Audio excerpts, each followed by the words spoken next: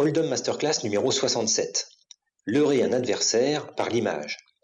Dans le cadre des coups historiques, nous allons étudier le coup qui a opposé à la fin du championnat du monde 1988 Johnny Chan à Erik Seidel.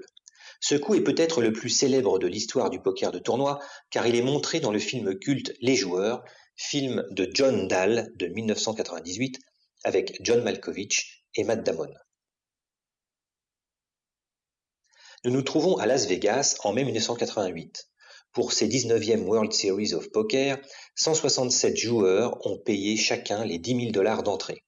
Rappelons qu'à l'époque, le salaire moyen annuel est de l'ordre de 15 000 $. Le tournoi en est au duel final.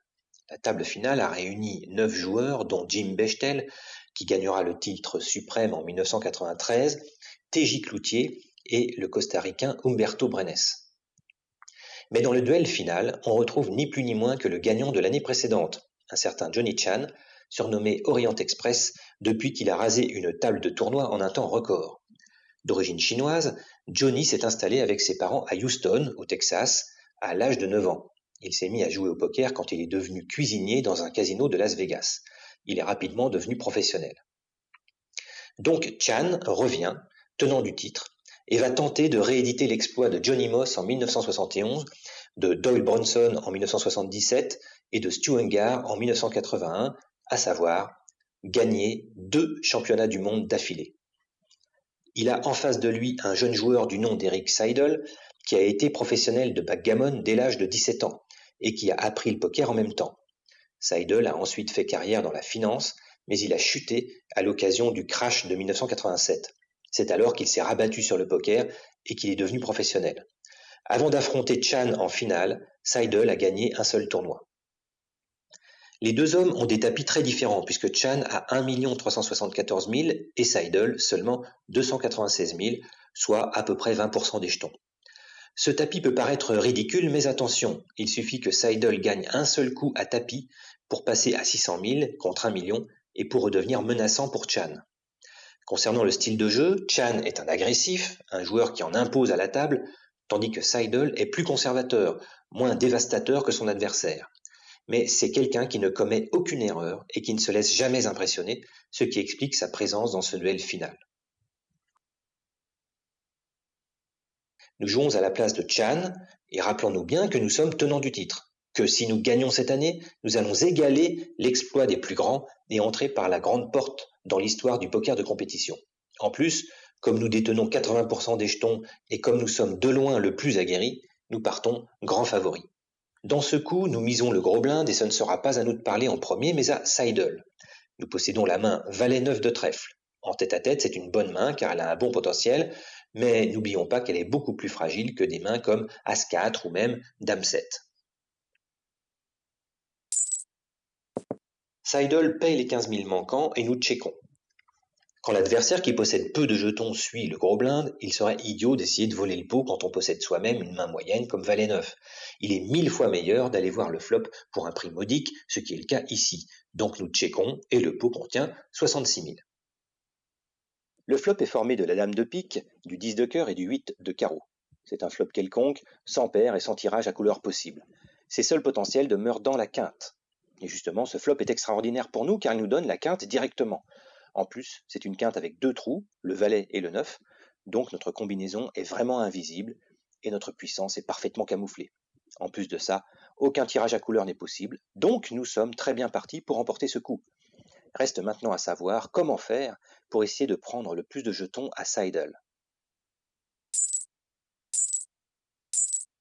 Nous ouvrons à 40 000, Seidel relance à 90 000 et nous payons. Avec une telle combinaison, nous devons considérer que nous avons le coup gagné, même si les jeux ne sont pas encore faits. On ne peut guère imaginer en tout cas que Seidel possède un brelan, car sinon il aurait relancé préflop avec sa paire. Le mieux qu'il puisse avoir, c'est 2 paires. En tout cas, nous ne devons surtout pas montrer à l'adversaire que nous avons du jeu.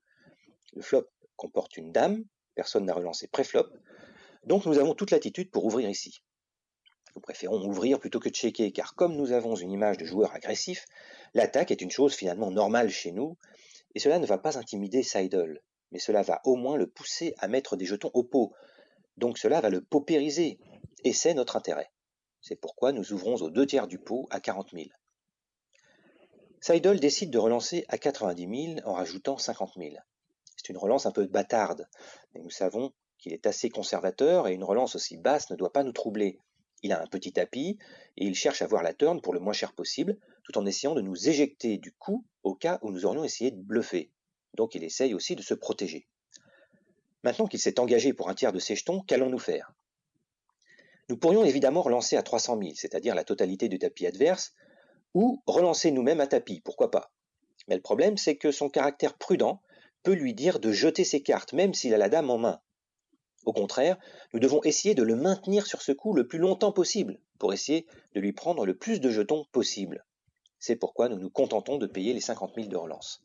Le pot contient 246 000. La turn est le 2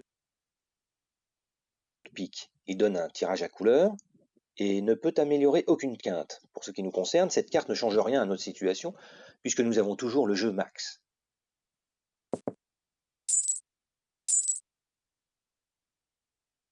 Nous checkons, Seidel ouvre all-in à 173 000 et nous payons les 173 000.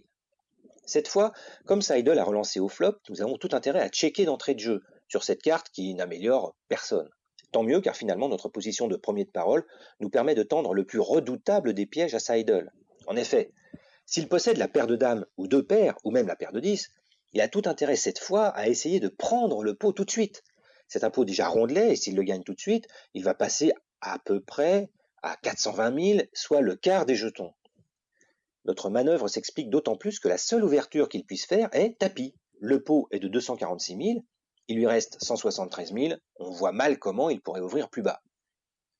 Et c'est exactement ce qui se passe, Seidel ouvre à tapis. Immédiatement nous payons, et nous nous levons tout en retournant nos cartes.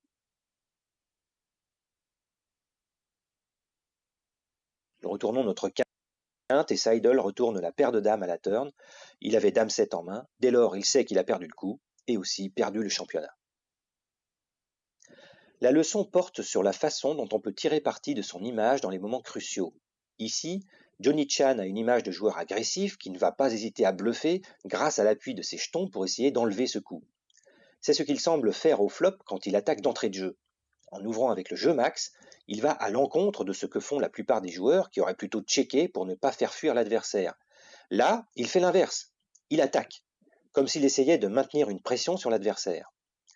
Il sait qu'en procédant de la sorte, certes, il risque de perdre son adversaire si celui-ci n'a rien, mais s'il a quelque chose, il peut l'accrocher en lui donnant à penser qu'il a lui-même un jeu moyen, voire nul. Seidel a la paire max au flop, et en joueur prudent, il relance Chan juste au-dessus du minimum. Évidemment, il aurait pu relancer all-in au flop pour s'assurer le coup, mais ce n'est pas le genre du personnage. En plus, comme il lit Chan sur une manœuvre d'intimidation, il sait qu'en relançant au double, cela suffit pour faire passer Chan. C'est à cet instant que se joue le destin de Seidel. C'est quand il relance à 90 000 que Chan sait qu'il peut l'avoir à 100%. Quelques cartes peuvent être menaçantes pour Chan à la turn, comme une dame ou un valet, par exemple, mais toutes les autres lui sont favorables. Mais peu importe, Chan sait que quelle que soit cette turn, il va checker. Il va checker pour ferrer le poisson, en quelque sorte. Checker, c'est le meilleur moyen de laisser Seidel décider lui-même d'aller à tapis.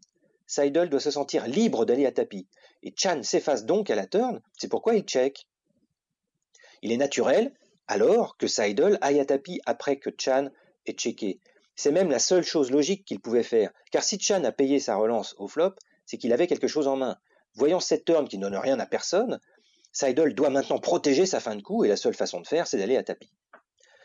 Ce coup historique a donné son deuxième titre à Chan, et curieusement, il a aussi intronisé Seidel, qui est resté très populaire depuis, et qui gagne encore de grands tournois, puisqu'il a remporté un titre WSOP dans la saison 2007.